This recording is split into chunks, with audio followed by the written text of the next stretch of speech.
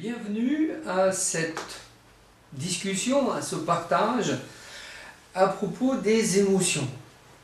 Les émotions, je les ai souvent considérées comme des amis, c'est-à-dire des énergies, des sensations personnelles, intimes, reliées au physique, reliées aux événements, reliées à mes croyances, qui donnent du mouvement. Et me verrez, voilà, mettre en mouvement.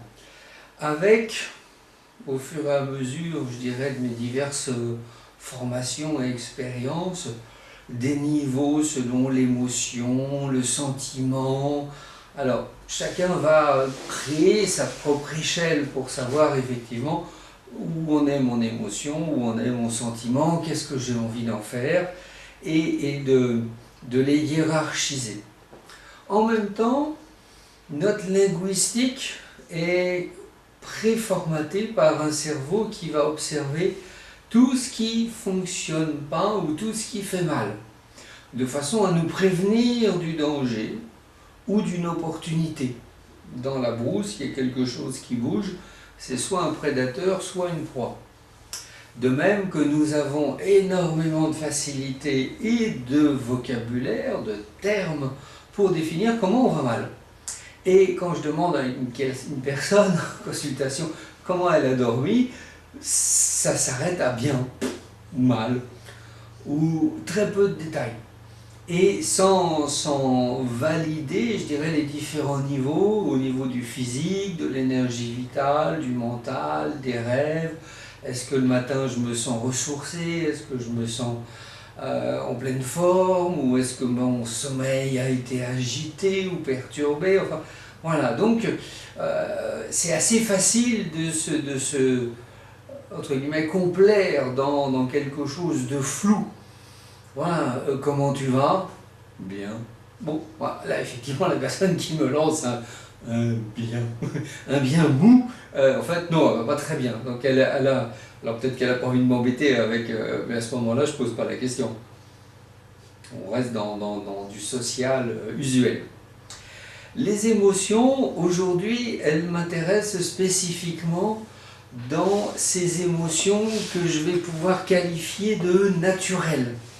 C'est-à-dire des émotions qui sont spontanées, qu'on peut éventuellement retrouver dans le règne animal.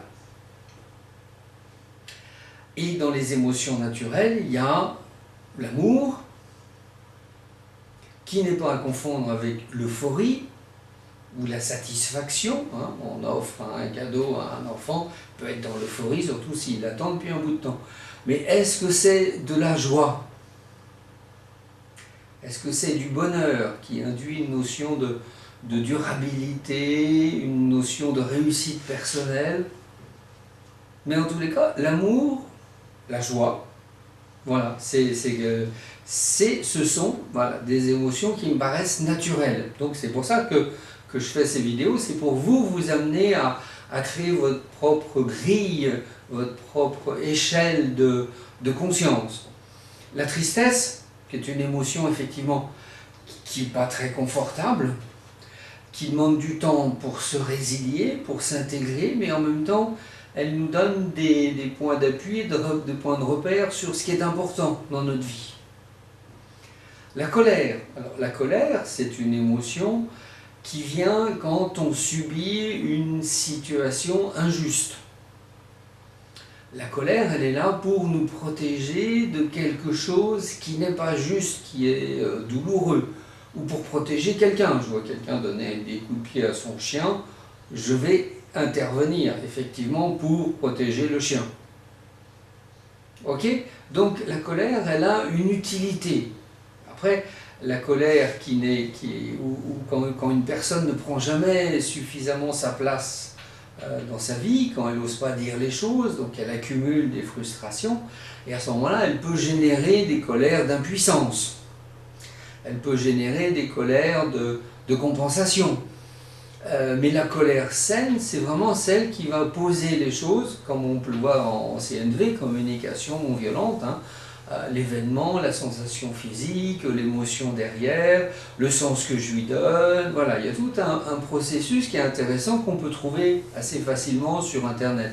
Et donc là, la colère, c'est une amie qui nous interpelle sur quelque chose, voilà, qui n'est pas juste. Et elle est utile pour nous protéger. De même que la peur. La peur va être utile pour nous prévenir d'un danger, mais d'un danger réel. Je marche le long d'une falaise, je peux avoir peur, voilà, de tomber. Et donc la peur va nous permettre de nous préserver. Voilà. Après, il y a les peurs fantasmées, les peurs imaginées. Et là, en ce moment, avec le crocrovirus, voilà, on les voit, les peurs collectives. Alors que, voilà, il y a 2 mois, tout le monde se faisait la bise, voilà, etc. Et on pouvait peut-être attraper la grippe ou autre chose. Mais là, voilà, c'est surtout parce que les cas difficiles sont ingérables avec ce qui existe comme matériel. Hein, les cas qui demandent une hospitalisation avec les respirateurs et ce genre de choses. Donc, la peur, elle est là juste pour nous prévenir. Si elle est paralysante, il y a effectivement besoin de faire une thérapie, de faire un travail sur soi pour que ce soit juste une alerte qui nous donne l'énergie pour nous prévenir du danger ou nous sortir de la situation. Là où je voulais vraiment intervenir au niveau des émotions, ce sont des émotions que je vais qualifier d'induites, c'est-à-dire des émotions qui vont être données pour nous manipuler dans nos actions et nos réactions. C'est-à-dire qu'elles ne sont pas naturelles. Elles sont issues de croyances, elles sont issues de conditionnements familiaux, culturels, religieux, sociaux, avec quelque chose qui devrait, à chaque fois qu'on les éprouve, nous mettre en hyper-vigilance et en alerte en disant « mais qu'est-ce qui se passe ?» Par exemple, la honte. Tu devrais avoir honte d'avoir fait ça. C'est-à-dire que tu ne corresponds pas à mes critères et je ne suis pas content et j'ai envie que tu changes de comportement. Mais j'essaye pas de savoir pourquoi tu l'as fait, quel est le sens caché, quel est ton vrai besoin derrière, comment je peux t'aider. Ça, non, c'est, voilà, je projette quelque chose sur l'autre, tu devrais avoir honte. Et quand, alors effectivement, on se sent honteux ou par exemple on éprouve de la culpabilité, eh bien, la culpabilité c'est je ne corresponds pas à. On peut se sentir responsable, mais là, on reste adulte. On peut se sentir être la cause d'un événement ou d'un accident. Et là, on assume les responsabilités, les actes, les réparations. Mais quand on se sent coupable, ça veut dire qu'effectivement, derrière, il y a, où on a induit, on a attrapé, malheureusement, on a attrapé la manipulation de quelque chose qui n'est pas une émotion naturelle. Dire, j'assume pour accepter la loi sociale de m'arrêter au feu rouge. Ou céder le passage, je fais attention, ou stop. On en parlera une autre fois. Et donc, j'assume que je respecte la règle collective pour que tout le monde puisse vivre en sécurité, en harmonie, en confiance. C'est une réappropriation de la loi sociale. Et il y a des gens qui sont tellement conditionnés qu'ils se sentent coupables d'être eux-mêmes, de penser par eux-mêmes, d'avoir leurs propres émotions, leurs propres désirs. Et donc voilà, ces émotions induites, elles visent à nous manipuler. Encore une autre, la fierté. Je suis fier de ce que tu as fait. Voilà, qu'est-ce que ça peut vouloir dire précisément? Je suis content que tu correspondes à mes critères. Parfois, il y a des erreurs de langage. Je suis content pour toi de ta réussite. Mais quand je suis fier, ça veut dire que je me réapproprie une partie du mérite, ou de ton mérite, ou de ta réussite. De même que je suis déçu. Voilà, et donc je suis déçu de ce que tu as fait, ça veut dire que j'ai des attentes. Alors, ça peut être des attentes par rapport à un engagement. Mais ça peut être aussi une émotion culpabilisante, je suis déçu. Voilà, donc il faut de nouveau que tu rentres dans mes critères, dans mes avis, dans mes pensées. Et ça va être un travail intéressant pour chacun et chacune de se libérer, de prendre conscience de ces émotions induites. La honte, la culpabilité, la fierté, la déception de l'autre, le dégoût. Alors le dégoût, ça peut être une émotion ou une réaction, je dirais, spontanée, quand on voit, je sais pas moi, des intestins éventrés, voilà.